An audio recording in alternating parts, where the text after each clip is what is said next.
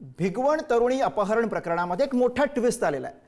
आपलं अपहरण झालं नसल्याची या तरुणीनं स्वतः माहिती दिली आहे। व्हिडिओ पोस्ट करत त्या तरुणीनं याबाबतची माहिती दिली आहे। माझ्यावरती कोणतीही जबरदस्ती करण्यात आलेली नाही असं या तरुणीनं यामध्ये म्हटलंय।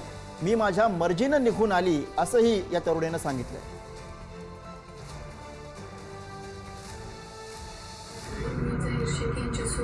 वर्षापासून प्रेम संबंधात आहे, तर काल झालेल्या प्रकरणात माझ्यावरती कोणतीही जबरदस्ती केली नाही। मी माझ्या स्वतःच्या मर्जीने आली।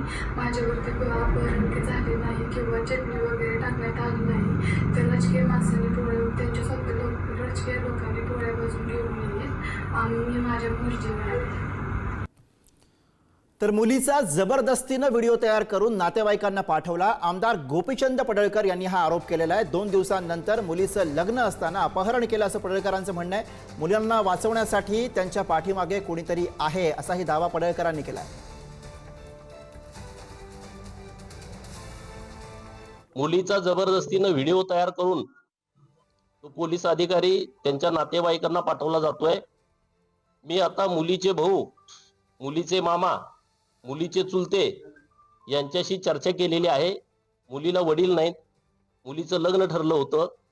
मुलीचं लग्न पुढच्या 2-4 दिवसामध्ये होतं आणि अशा परिस्थितीमध्ये जबरदस्तीनं या मुलीचं अपहरण केलेलं आहे आणि म्हणून मी आज भिगवणला आलोय।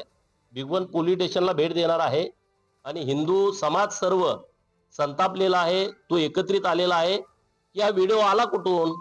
त्यांनी म्हटले की वेगळं ॲप त्यांनी वापरलंय, त्याच्याची लोकेशन दिसत नाही। त्यांनी पोलिसांना व्हिडिओ पाठवलं, नंतर घरच्यांना व्हिडिओ पाठवलं, म्हणजे त्यांचं धाडस वाढलेलं आहे किंवा त्यांच्या पाठीमागे कुणीतरी आहे, या मुलाला वाचवण्याचा कुणीतरी प्रयत्न करतंय असा त्याचा अर्थ होतोय।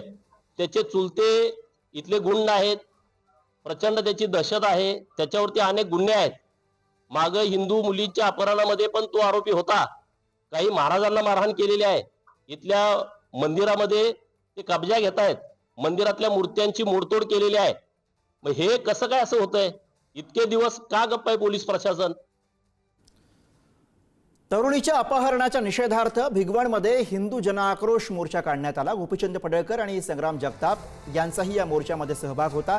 मोर्चावेळी आंदोलकांचा भिगवण पोलीस ठाण्यासमोर यावेळी ठिय्या पाहायला मिळाला। आंदोलकांचा पोलीस ठाण्यामध्ये घुसण्याचाही यावेळी प्रयत्न करण्यात आला। आंदोलकांच्या गोंधळामुळे काही काळ या ठिकाणी तणावाचं वातावरण होतं।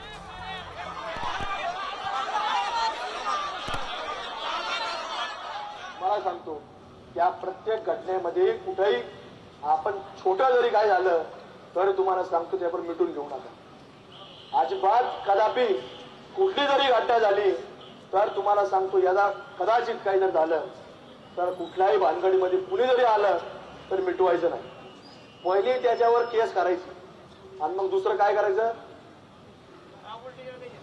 तुम्हाला आता लक्षात सगळ्यांना। जर लवकर बंदोबस्त केला नाही तर जसा धर्मवीर संभाजी महाराजांनी इतिहास आहे ती वाट पाडलेला आहे, तसा आजरला सुद्धा एखादा आमचा मावळा पाडल्याशिवाय राहणार हे सुद्धा तुम्ही